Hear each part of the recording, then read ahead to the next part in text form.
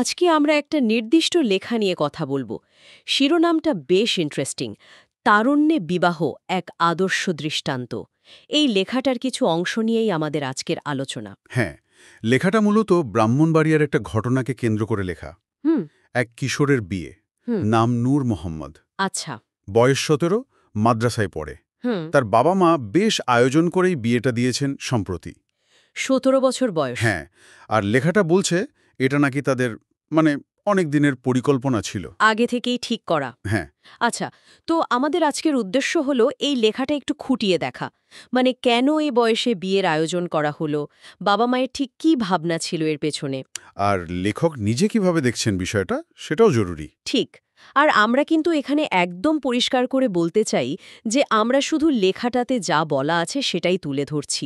কোনো রকম ব্যক্তিগত মতামত বা পক্ষ নেওয়া আমাদের উদ্দেশ্য নয়। একদম, শুধু উৎস ভিত্তিক আলোচনা। হ্যাঁ, তাহলে শুরু করা যাক। নিশ্চয়ই। তো ঘটনাটা নূর মোহাম্মদের, বয়স ১৭, মাদ্রাসা ছাত্র। বিয়েটা হয়ে গেছে। হ্যাঁ, আকাদ সম্পন্ন হয়েছে। আর তার বাবা মা লেখা অনুযায়ী আগে থেকেই ঠিক করে রেখেছিলেন যে ছেলে প্রাপ্তবয়স্ক হলেই বিয়ে দেবেন। মানে এটা হঠাৎ কোনো সিদ্ধান্ত নয়। ১৭ বছর বয়স। সাধারণত তো এই বয়সটাকে আমরা প্রাপ্তবয়স্কতার শুরু ধরি না, মানে আইনগত বা সামাজিক অনেক দিক থেকেই।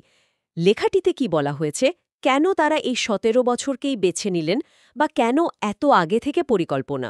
লেখাটিতে বাবা মাকে সচেতন অভিভাবক বলা হয়েছে। সচেতন? হ্যাঁ, সচেতন। তাদের এই পদক্ষেপের কারণ হিসেবে লেখাটা বলছে তারা সমাজের কিছু কি বলে অভিশপ্ত রীতিনীতি ভাঙতে চেয়েছেন। অভিশপ্ত রীতিনীতি, এটা দিয়ে কি বোঝানো হচ্ছে? লেখাটা কি একটু ব্যাখ্যা করেছে?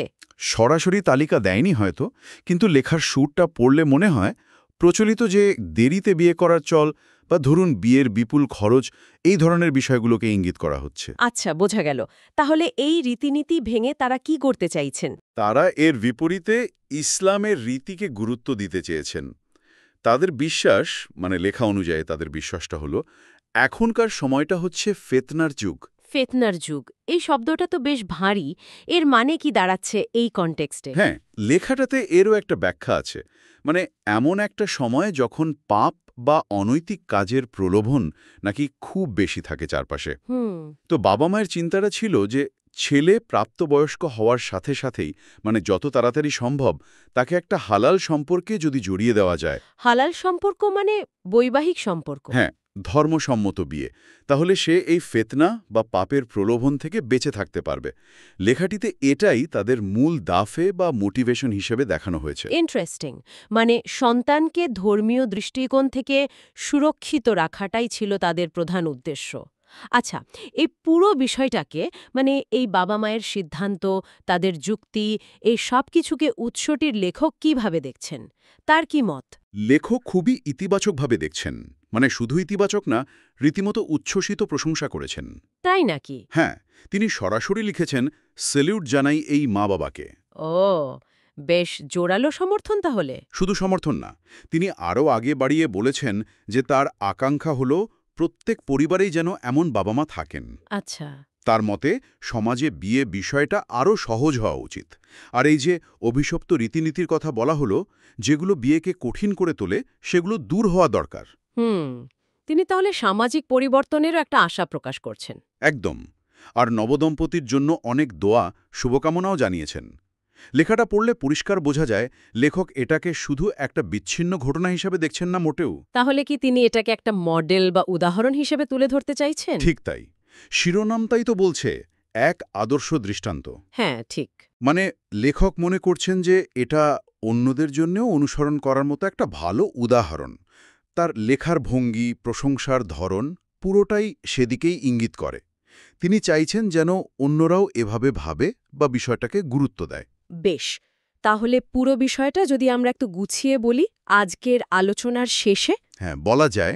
এই লেখাটি ব্রাহ্মণবাড়িয়ার একটি নির্দিষ্ট ঘটনাকে সামনে এনেছে, যেখানে এক বাবা মা তাদের ১৭ বছর বয়সী মাদ্রাসা পড়ুয়া ছেলের বিয়ে দিয়েছেন। ঠিক।